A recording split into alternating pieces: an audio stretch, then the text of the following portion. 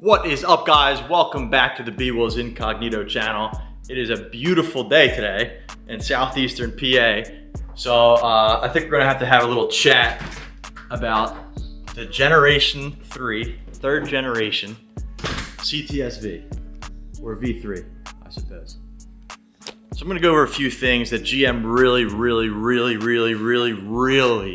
dropped the ball on, because this thing has so many stupid little issues that could have been, I mean, you think it's your top tier at one point GM performance and luxury car, Cadillac, and just the stupid issues, man. I mean, I love the car, I love the V series, I love the V1, the V2, the V3, the black wings, I love them all.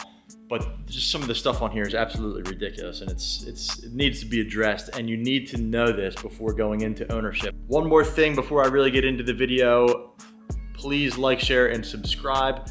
It is a proven fact. We've actually done thorough research on this. Every time that you subscribe or share the video, you essentially gain 1 inch of length and a ½ inch of girth. So if that sounds like something you might be interested in, it might be worth subbing. If you don't need it, then that's fine. Just watch and keep on moving, but most of us probably need that. So with Cadillac, the premier luxury brand for GM, you would think that since they're making you pay a premium, that you're going to be getting top of the line materials, you're going to be getting great craftsmanship, and you're going to be getting, you know, top of the line results. I don't know, whatever you want to call it. But this is what you really get.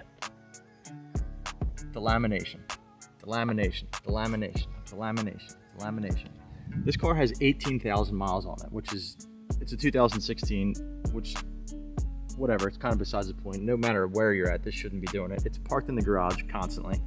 And yet, still, there's delamination that you can't even easily fix all around the car. So this is the bezel right around the windows. And if you have a solution to this, let me know, because aside from completely taking it off and replacing it, there's no way to fix delamination, and that's just what this is. And it doesn't stop there, because this stock windshield with 18,000 miles also has delamination across the top. So I don't even know what could cause this. It's parked in the garage. It doesn't sit out in the sun unless I'm doing some type of video or I'm at an event for a few hours, or, you know, what have you, whatever. But this has been here since probably, I don't even know, like 7,000 miles. It's been like that. This side didn't really delaminate too much here, but just so you know, delamination everywhere. Next thing, somehow, even with tinted windows at probably 4,000 miles, these carbon fiber trim pieces start to turn yellow. So I don't know if you could see it real good, but this one is completely yellowed already. That's kind of a thing with carbon fiber that, I don't know, I guess isn't cleared correctly or protected correctly, but this thing has been tinted for who knows how long, and still it's starting to yellow a little bit. Actually, it's funny, the other one on the other side completely crumbled and cracked in half and popped out. And luckily GM does provide you with these new trim pieces for free when they fail, because it's so common. But why is that happening to what was at one point a $100,000 car? You know what I mean? So you're paying $100,000 for this car. You got delamination on the pillars, you got delamination on the windshield, and you got these failed carbon fiber trim pieces that this one's probably getting ready to go, to be honest, because it's super yellow and it just doesn't feel like it's even fitting right. But you know, what are you gonna do? So it's pretty much everywhere there is stock carbon fiber trim on the interior that it starts to yellow, or it starts to bend or fold, or it's almost like it's drying out. Even with the tint, it shrinks and it doesn't fit it in its places no more, and it starts to crack. And like I said, GM replaces it, so that's cool, but it's just kind of like a what is going on type deal. You don't think you would expect that with this type of vehicle.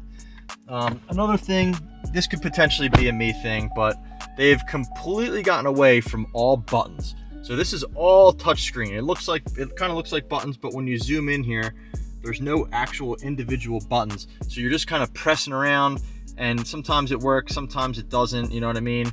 The screen's all touchscreen. Like, in my opinion, the screen can be touchscreen, that's cool, but make these buttons actual buttons, because as soon as one starts to fail, which luckily it hasn't yet, it's just a pain in the ass. As far as I know, a lot of people do have issues with this particular screen and it not responding to pressing certain buttons or being extremely slow. I haven't ran into that issue yet, so thank God. But again, Actually, we're almost at 19,000 miles, so whatever, still not that many. Next thing is the cylinder deactivation. Fortunately, my car is modified and I don't have to deal with that. As soon as you get it tuned, you can have that removed, essentially. A lot of vehicles actually have this and come with it, so it's not like it's a rare occurrence, but why is it on a performance car? I have to think it's some type of state subsidized or federal, some type of law or legality that they have to put it on their car for like a gas guzzling type of thing. But why am I driving a 650 horsepower Cadillac Cts-V with a supercharged LT4, and when I'm driving down the highway, it's dropping down to 4 cylinders? It sounds terrible. It cannot, no matter what you tell me, it cannot be good for the engine. And it's almost a liability because you're stomping on the gas and you're not going nowhere because there's a massive hesitation to get those other cylinders fired back up before we'll even try to, accelerate. It's on most cars and trucks with GM, which is fine. Like, put it in your commuter cars like your Chevy Cruze or your Suburban or your Tahoe or even your trucks and your vans, it's fine. But when you're putting it on the Corvette Z06, you're putting it in Corvettes in general, you're putting it in Camaros, you're putting it in the Cts-V, like, why is this a thing? If I wanted to be an eco-friendly person, I would go drive a Tesla, you know what I mean? Which, nothing against Teslas, but that's what I'm saying. Like, this is a purpose-built performance car that's supposed to have 650 horsepower and do 650 horsepower things, get you to where you're going in a sporty, quick fashion, and you're dropping me half the cylinders to try to save me gas. Like, no, I don't want that to happen.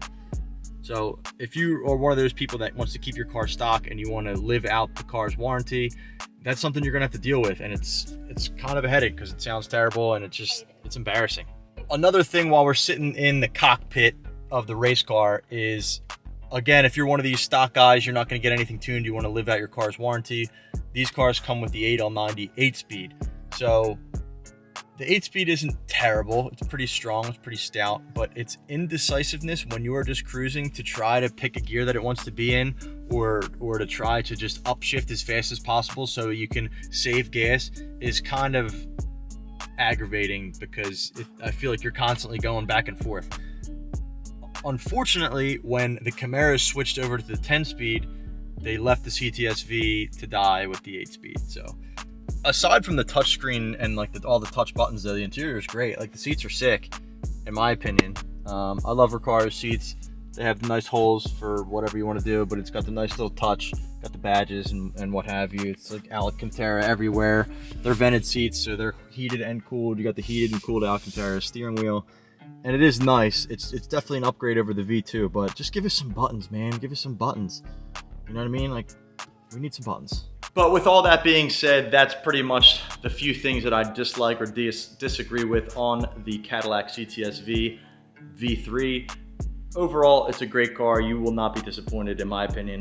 I'm not, at least. And there's definitely potential. There's a little bit of a pricey jump to modify over the V2, but they can be pretty fast. And the 8-speed, if tuned well, does rip pretty well. So if you guys are on the fence whether you're getting one or you're not going to get one, I would say go for it.